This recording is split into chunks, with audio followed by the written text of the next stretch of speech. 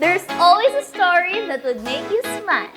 Real people, real moments, and good vibes lang. All in one show. Sa sobrang saya ng kwento, gusto mo rin ibalita sa iba. Siyempre, para lahat, masaya.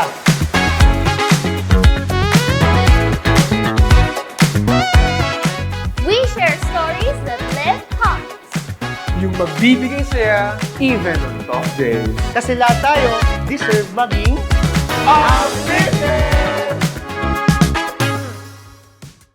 We are studying na yung estudyante mabigyan ng malaking diskwento. Kasi I said, everywhere I go, ang senior at saka student, may diskwento malaki, 50%. Ganun. You heard that right? Students can now enjoy a 50% discount on MRT and LRT ticket prices.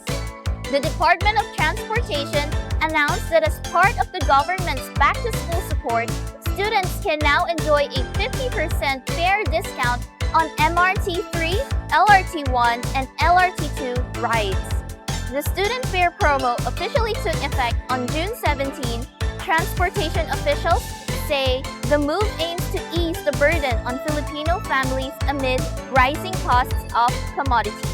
So what do you think yung benefit nito sa inyo bilang mga estudyanteng incoming college freshman? Laking tulong din po siguro kasi nagbabayad din po ng tuition tapos budget lang po talaga yung allowance nila. Makakatipid po kami. Kasi yung iba po sa amin, mga part-time po, tapos limited lang po yung allowance po namin. Malaking tulong din po siya, lalo na po na mahal po yung pamasahe ngayon. Mas mapaglalaanan pa po nila sa ibang bagay kagaya po ng mga upcoming business po nila or something. Siyempre, ganun pa rin yung budget, pwede makatipid ng konti. Siyempre, malalaman din ng magulang na ganito matipid na nakakatulong din sa magulang para sa estudyante.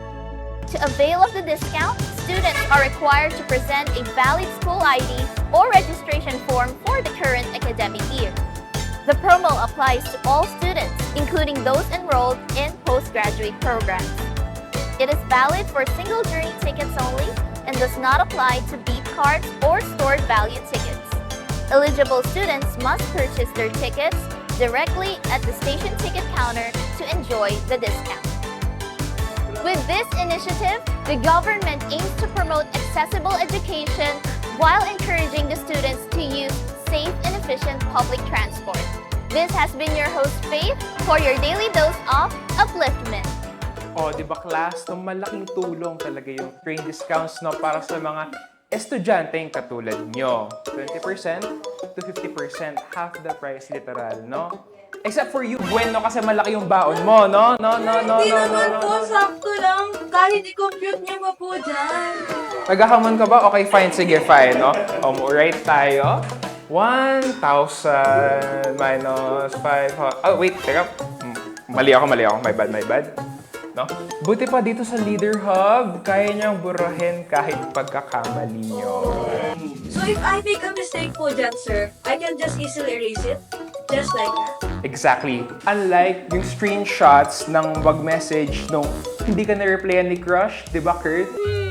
Eh sir, yung pambura din ba pwede sa totoong Hindi yan mababalik, hindi na yan mabubura. No, I'm very sorry. Eh sir, meron po ba yung feature to restart live? Louis, sorry, wala pa, no? Pero, meron tayong restart button. Ayan. So, itong restart button, nako, kung naghahang na yung utak mo, gaya nung nagpapa-exam ako, kaya niya. Parang walang nangyari. Oh, ito pa isa.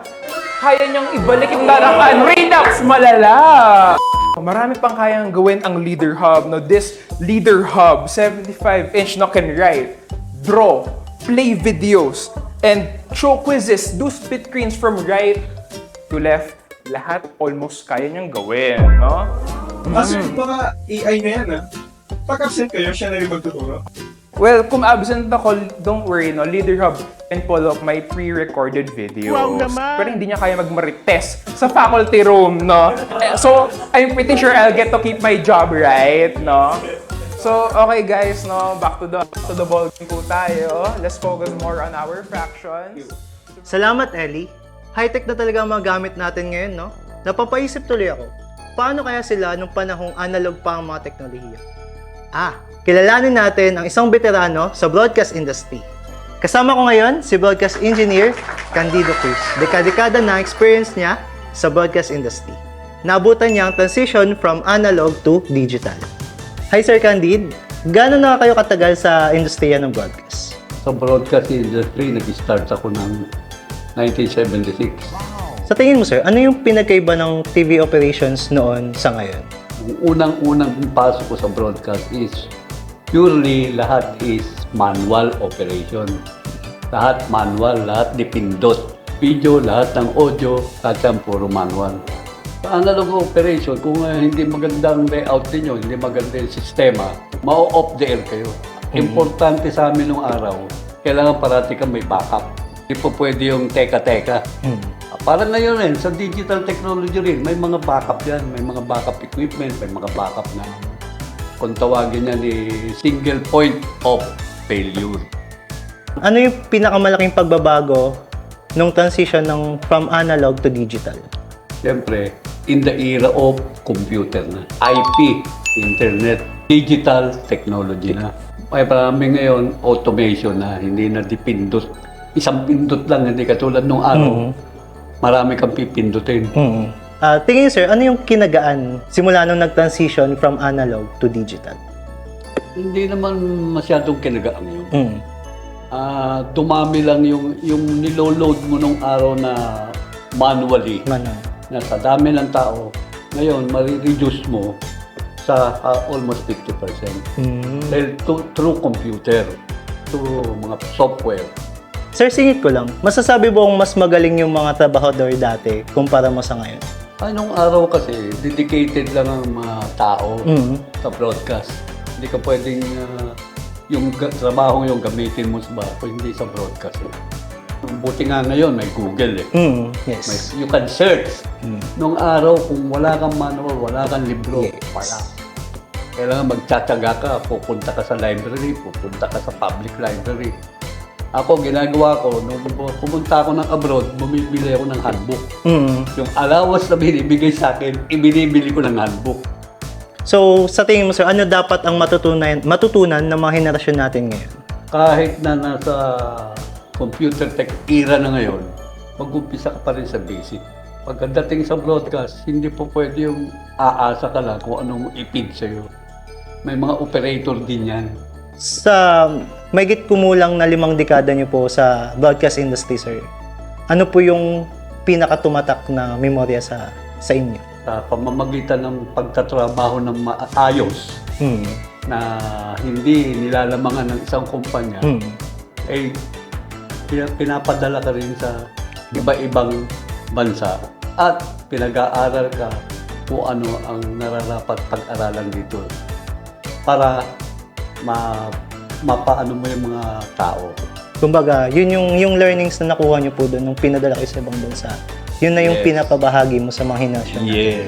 Yes. Yan ang isi-share ko sa kanila.